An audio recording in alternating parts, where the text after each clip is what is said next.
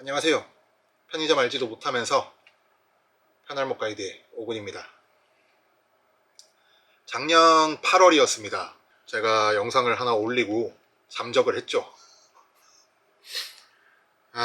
참 그렇습니다.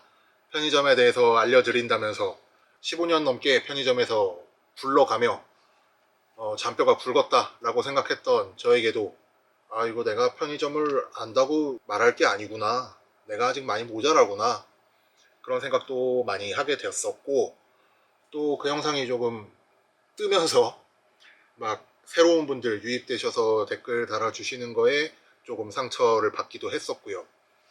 거기에 이제 이사 준비, 새점포 창업 준비, 애기 돌잔치 준비 밀리고 밀리다 보니까 지금 시점이 됐는데요.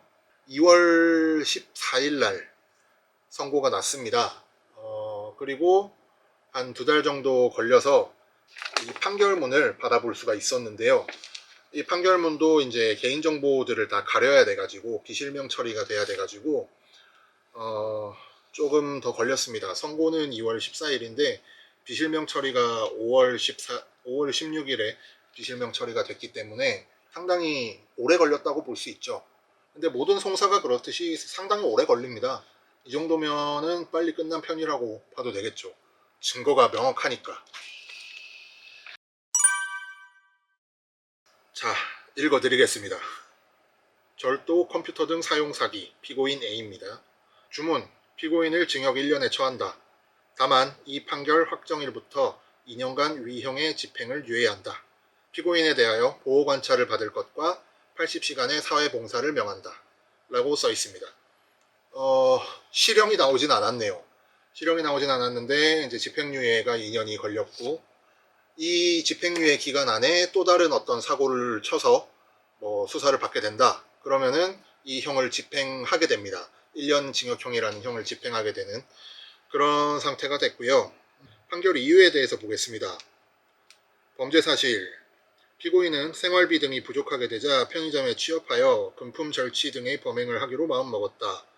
피고인은 2022년 9월 15일 8시 35분경, 제 피해 사실은 2022년 8월 21일입니다. 8월 21일 05시 아침, 그러니까 새벽이죠. 새벽에 저는 피해를 입었고, 이 친구가 저를 시작으로 해서 5건의 범행을 더 저지르고 2022년 9월 15일이 마지막 범행이었고, 아마 여기서 검거가 됐기 때문에 이 사건에 대해서 지금 판결 이후에 설명을 하고 있는 겁니다. 그곳 계산대에 보관 중이던 피해자 소유의 현금 108만원 상당을 꺼내어가 절취하고 요금을 지불하지 아니한 채 그곳 계산대에 설치된 포스기에 권한 없이 정보를 입력하여 정보 처리를 하게 하는 방법으로 현금 캐시 20만원 상당을, 티머니 교통카드 5만원 상당을, 문화상품권 40만원 상당을 각각 충전하여 합계 65만원 상당의 재산상의 이익을 취득하였다.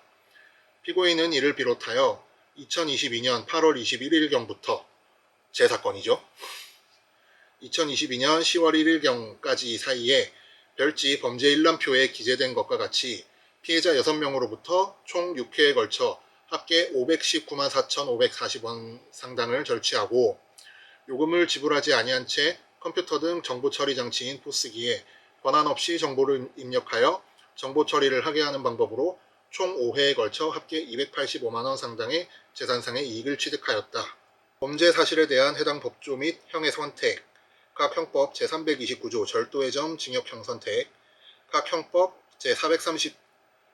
제347조의 2 컴퓨터 등 사용 사기의 점 징역형 선택 해서 경합범 가중이 붙었고 집행유예가 나왔다. 그리고 보호관찰 및 사회봉사 명령이 나왔다.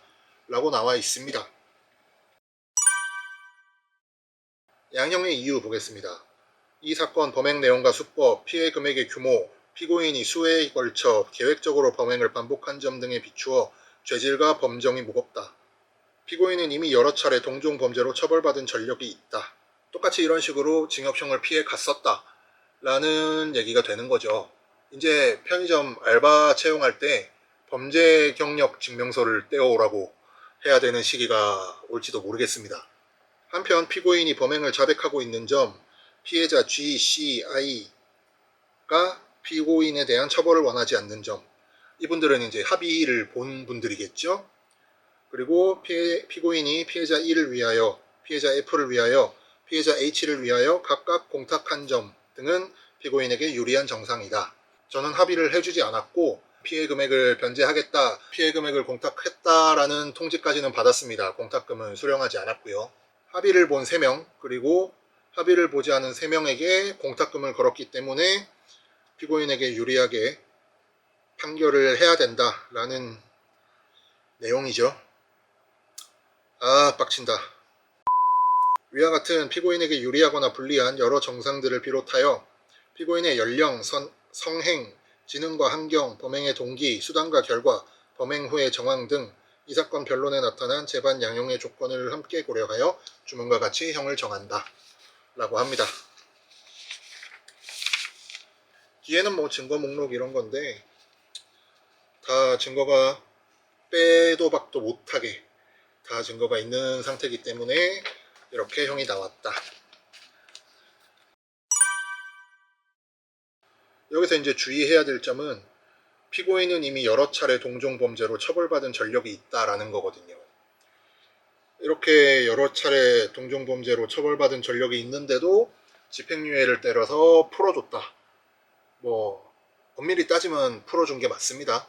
뭐 사회봉사도 붙고 뭐 보호관찰도 붙고 하지만 엄밀히 따지면 이제 징역을 안 살고 나온 거기 때문에 저로서는 조금 무섭죠. 억울하기도 하고. 이 정도 나올 거라는 건 뭐 짐작은 하고 있었는데 막상 판결문이 이렇게 나오니까 조금 억울한 심정은 있습니다.